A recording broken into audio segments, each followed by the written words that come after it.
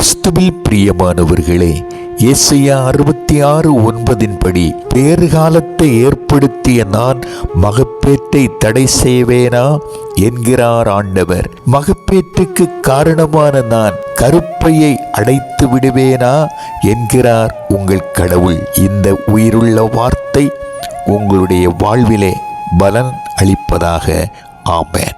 பேறுகாலம் ஏற்படுத்தியவர் மகப்பேற்றை தடை செய்வாரோ? பேறுகாலம் ஏற்படுத்தியவர் மகப்பேற்றை தடை செய்வாரோ? மகப்பேற்றுக்கு காரண கர்த்தர் கருப்பையை அடைப்பாரோ? மகப்பேற்றுக்கு காரண கர்த்தர்